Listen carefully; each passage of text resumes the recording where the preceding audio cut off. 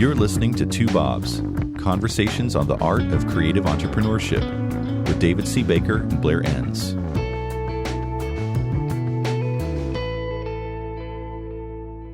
David, we're talking today about how to disrespect people. This is your topic idea. Yeah, I get so many requests from people that want help with this, and they naturally ask me, right? Yeah, of course they do. Who would be really an expert at this? Oh, David. Yeah, he could help us with this. Yeah. The topic is best ways to disrespect account people. Why this topic? I see so many firms disrespecting account people. I mean, they're obviously not doing it intentionally, but when you look at how they're treated and how they're brought into workflow and all this stuff, it's pretty obvious that they could do things a little bit better. And so when I, talk through it with them, their eyes light up and they say, oh, there's another way to do this. And so that's the topic. I thought it might be interesting because it just will save me time, right, in consulting, because then I won't have to answer this question every time, right? You just said in this podcast. I'm just thinking, I was an account person for many years, and I was going to say, I don't recall ever being disrespected. But it just took me about 5 seconds to think longer, and now these emotions have all come flooding back.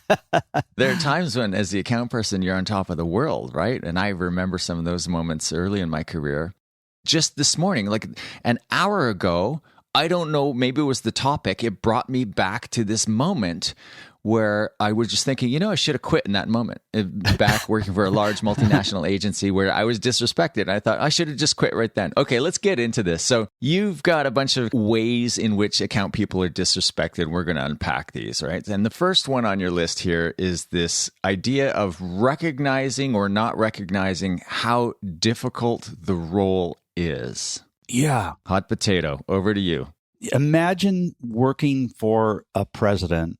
Don't think of a specific one. Just imagine working for this anonymous president of a country, and you are the ambassador, and you are asked to represent your country, but also speak for the country where you are planted, basically. And yeah. I believe strongly that the most difficult role, not the most important role, but the most difficult role in a firm is this account person, because you have one foot firmly planted on both sides of the fence. You're supposed to speak for the client, but you're also supposed to not give away the shop. And I think it's so critical. It's why it's so important to find the right ones. They're just so important. And when you think about the degree, you talk a lot about this. To what degree does a creative firm lead or direct their clients? And then you go down the list. So much of it depends on how good the account people are, for sure. Yeah. They're at the front lines making the strategy real or blowing up the strategy if there is a strategy. Right. And I love that metaphor of the ambassador. You're saying something that you think is the party line, and all of a sudden then the president says something completely different or even throws you under the bus. Right.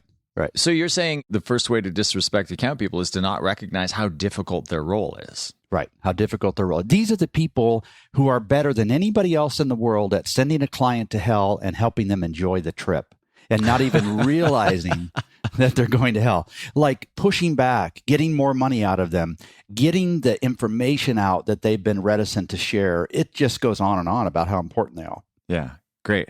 Okay.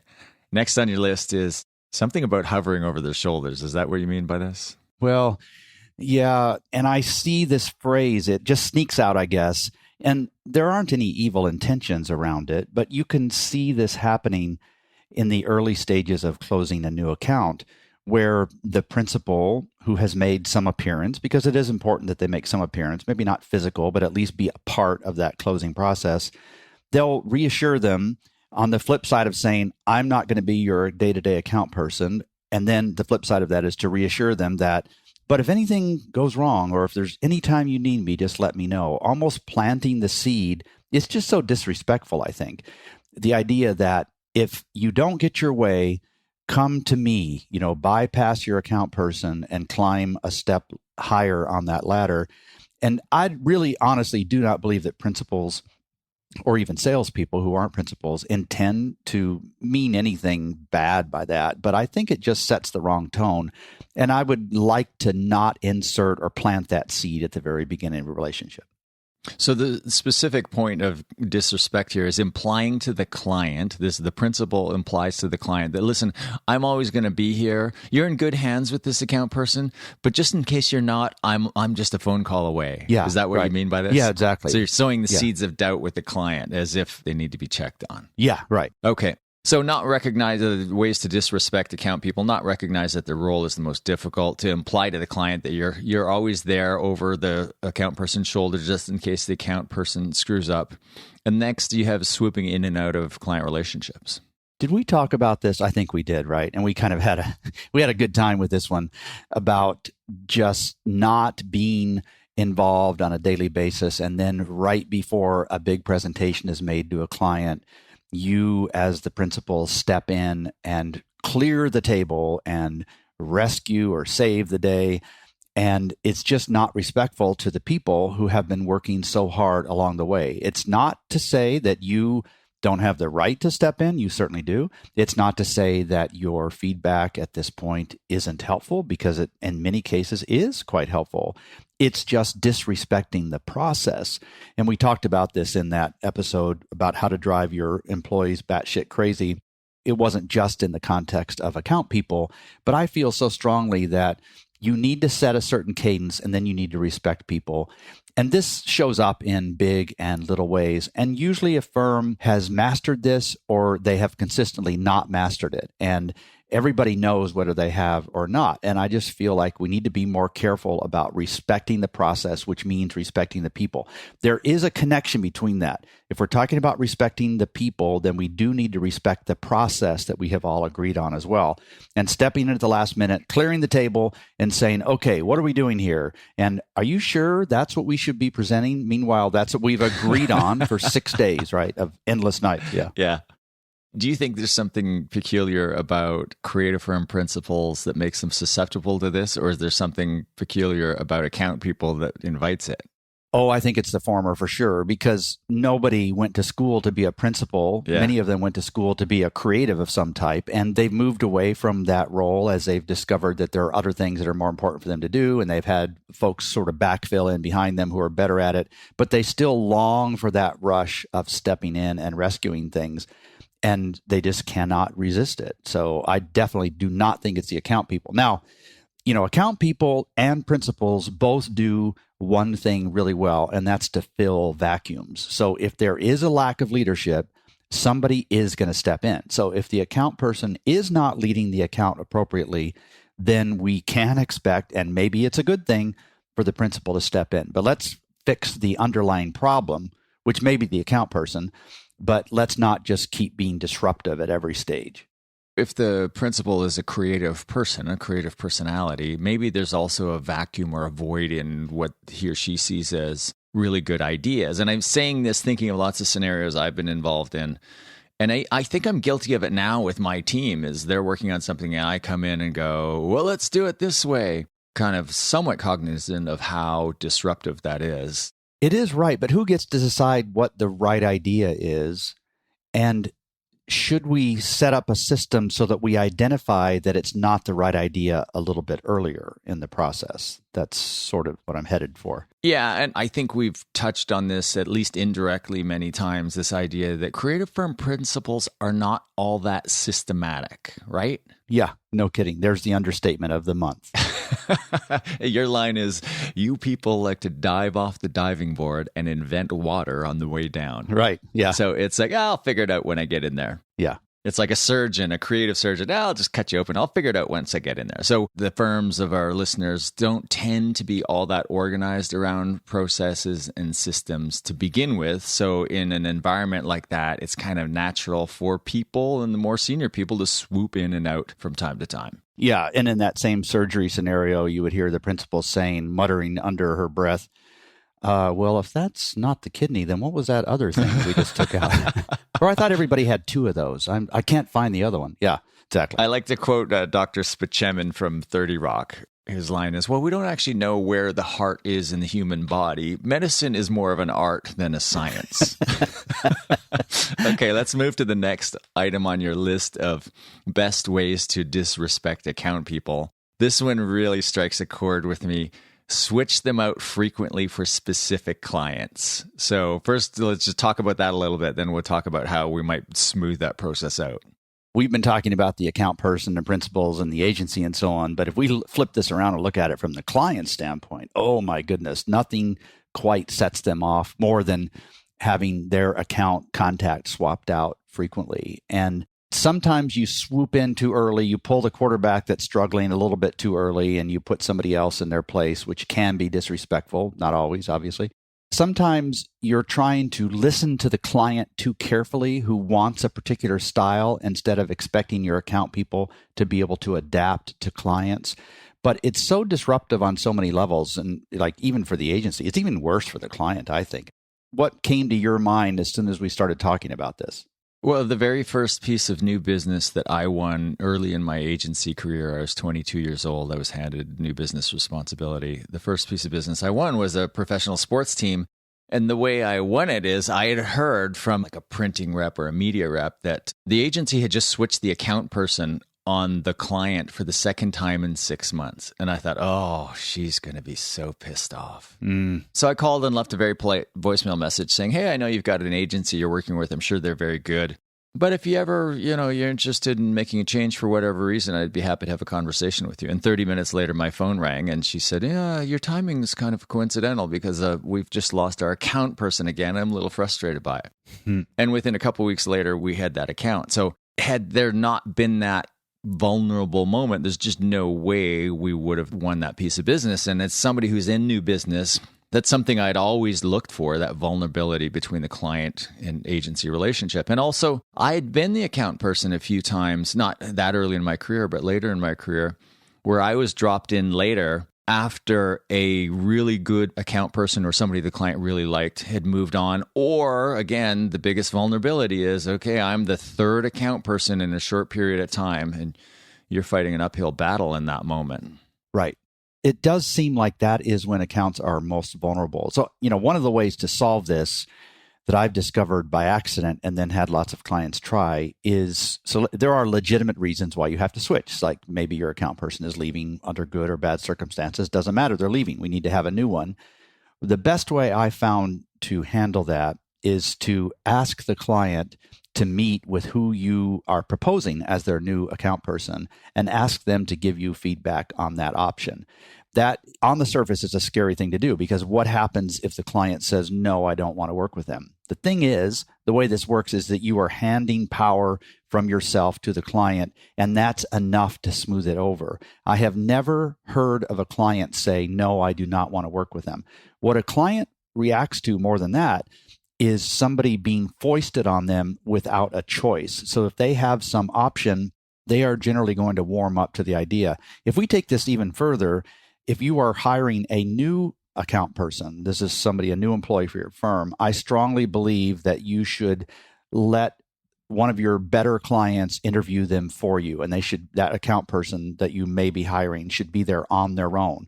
You would never do that with somebody whose skills don't include that ability, but an account person should be able to step into any situation and shine. And so just giving the client some choice in the matter seems to solve most of this. This is one of those areas where it's so easy to be a consultant where you can suggest something to your clients because this idea terrifies me. It terrifies you. It's been a long time since I've heard you be terrified.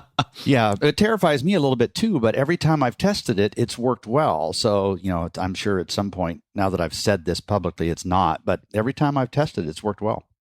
The next thing on your list of how to disrespect account people is to saddle them with new business responsibility. So clearly you have a point of view on this, that's not a good thing to do. Is that correct? And why? It is correct. I know it surprises you that I have a point of view on this. It's so rare that I have points of view. I never tire of hearing your points of view. So. Yeah. The odd thing is that the skills of a new business person, the skills of account person, almost identical. That's not the reason why we might separate these two roles. A primary reason why we separate them is because if an account person is responsible for new business, they're not going to usually shine at the new business side because it's just not as urgent. And so it can be put off and then they're going to fail and it's really not fair to them. The other thing is, I just don't think it's fair to them. I think they should be charged with growing the accounts that you hand to them. And that is such an important role at the firm that we don't need to minimize that role by also asking them to sell for the firm. And it's not a massive issue, but it's a big enough issue. I don't see it happen quite as often as it used to, but I really want to see the new business function be separate.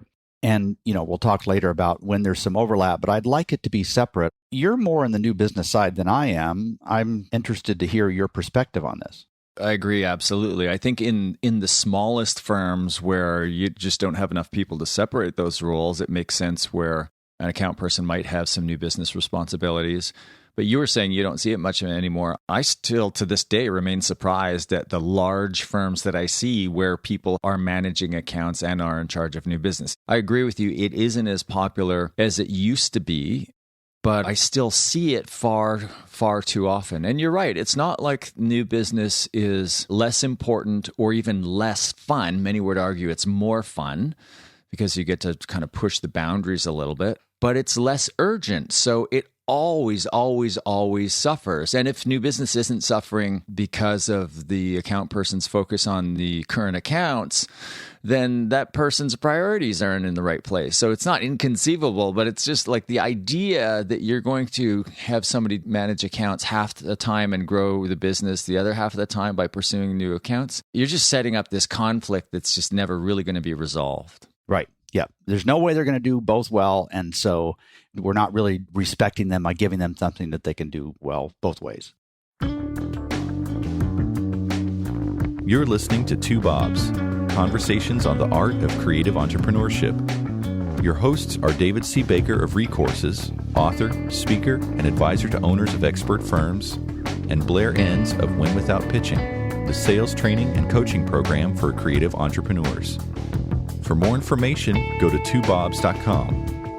If you find this podcast helpful, please help us by telling a friend and rating us on iTunes. Thank you.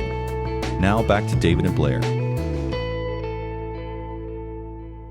Okay, we are talking about the best ways to disrespect account people, and there's really one item left on the list, David, but I think it's going to take us home through the entire second half of this podcast. It's kind of related to the one we were just talking about, which is saddling account people with new business responsibilities. It's really the handoff from the new business team to the account people, and you're saying that your big beef here is it often happens too late. Is that correct? Yes, I think it should happen as early as humanly possible. So we see some overlap. Roll this time clock back and we think about a prospect that knows nothing about your firm. They find out about your firm. They might hang around a while. They may read stuff on your website. They may sign up for your emails or whatever it is that they're doing. They may hear you speak. Eventually, they raise their hand and they say, okay, you can sell to me. I'm interested enough in that. And the new business person's role at that point often switches to just determining to what degree this new opportunity is a fit for our firm. As soon as it looks like it's going to be a fit, that is when I would bring the account person in who would then take over the primary role of closing that first account, as opposed to what normally happens, and that's the new business team, whoever's on that, closing the initial relationship, which usually means the first project, and then introducing the account person. There are so many things wrong with that model, and we can pull that apart in detail here, that I just really wish we would involve account people so much earlier in this process. Okay, I see your point, but I also understand why it's done the way you just described it, where typically on the new business team, especially in larger firms, you've got like the planner or the strategy director, or what I like to say are the big brains of the firm. It doesn't mean there are the big brains in the firm, but the people responsible for the more strategic offering. And that's because at the beginning of any new engagement, you're always beginning with the upfront strategy stuff. So if we think of transitions, the first transition from the sale to the account is essentially the salespeople or the new business people to the senior strategists.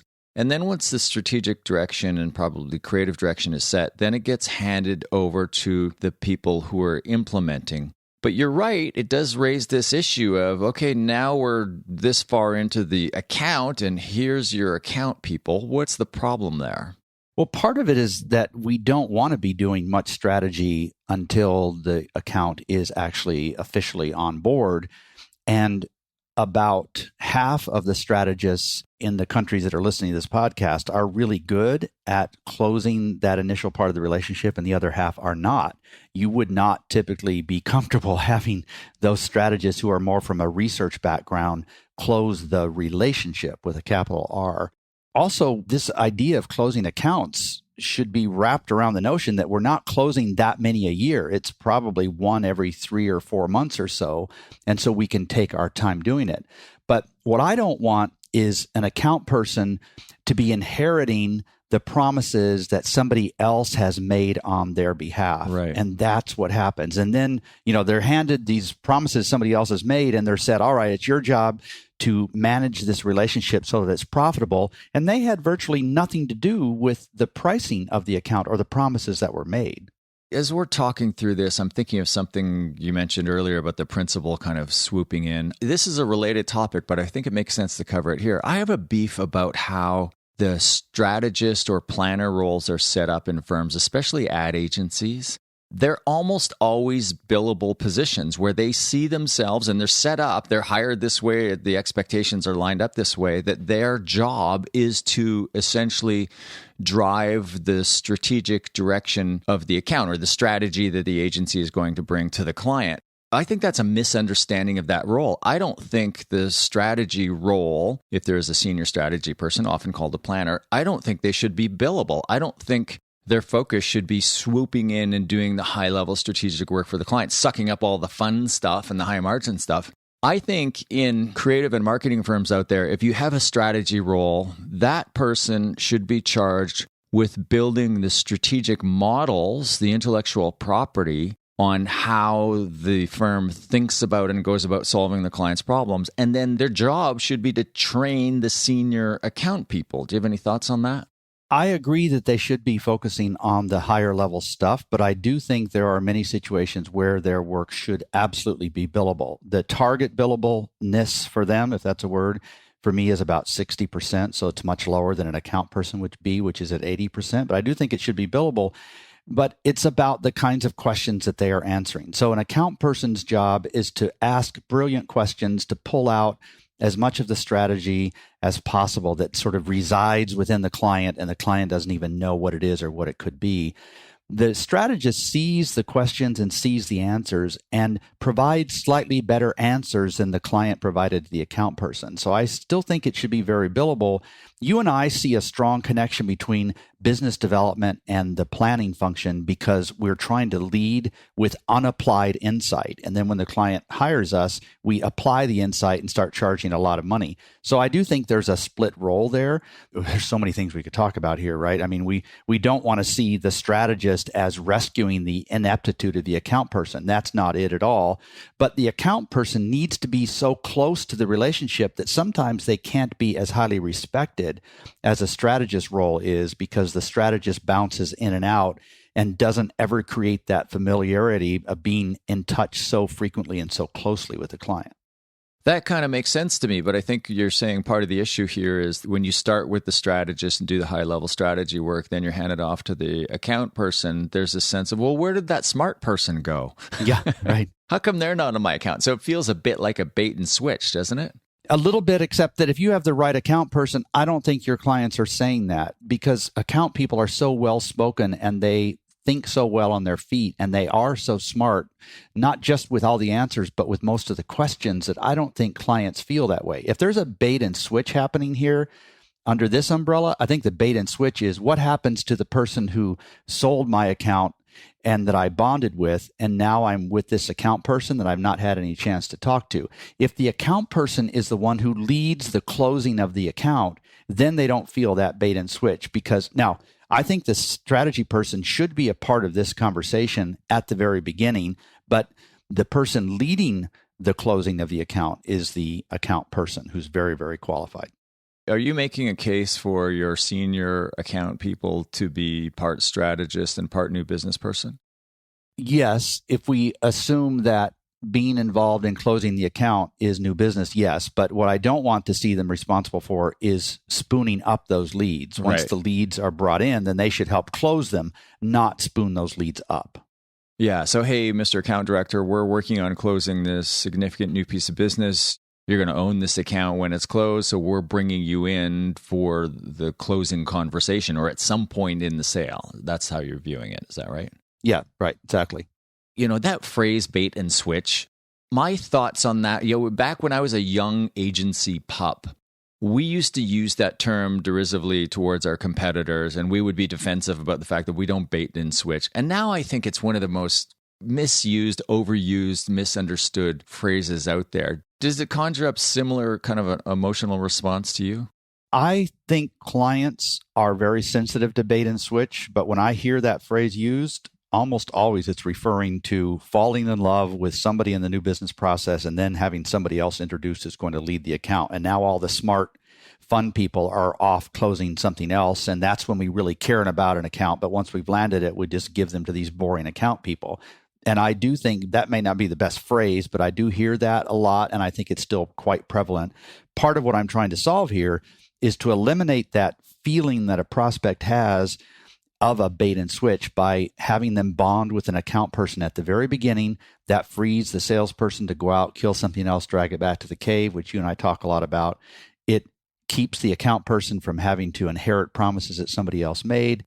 It's such a better flow. And I'm just arguing really for them to be introduced much earlier and to not take notes in the meeting. By God, let's not have them do that. They should be leading the discussion at the very outset.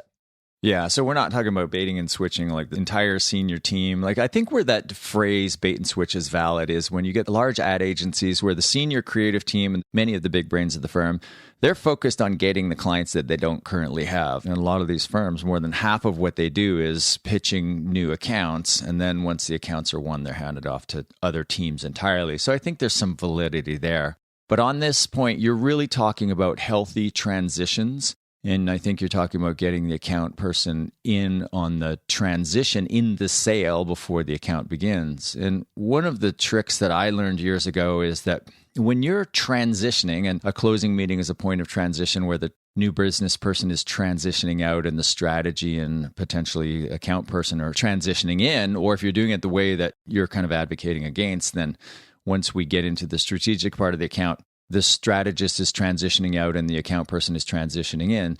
My tip for transitioning is if you are a person transitioning out in a conversation, then write nothing down. Because you'll see in a meeting that the client's focus, as you're talking about next steps, the client's focus will turn to the person who is taking notes. So it's just a subtle little trick to signify that you're transitioning out by you no longer writing things down, and the person who is taking up the mantle begins to take notes. Mm-hmm. Now, as long as that person who's taking notes is also leading the meeting, if that person is silent taking notes, then they tend to be disrespected by the client. So leading the meeting and taking notes, very, very powerful combination. Good point. Otherwise, you're just a stenographer. Right. Okay, so the topic today was best ways to disrespect account people. I can't wait till we get to the ones about disrespecting creative people, disrespecting the accountants. The key points we covered, not recognizing that the account person role is the most difficult in the shop. The principle implying that they'll always be there if the account person messes up. So you're in good hands with this person, but, I'm always here just in case you're not. Swooping in and out of client relationships and kind of clearing the table and starting over. Switching account people out frequently for specific clients.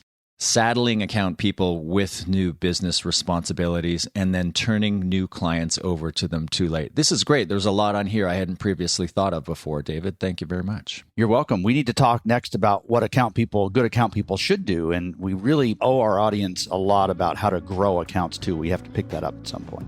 I think you do owe our audience a lot on that. So I look forward to talking about that a couple of podcasts from now. Thank you, Blair. Thanks, David. Thank you for listening to Two Bobs with David C. Baker and Blair Enns. Subscribe and learn more at twobobs.com. That's the number 2, BOBS.com.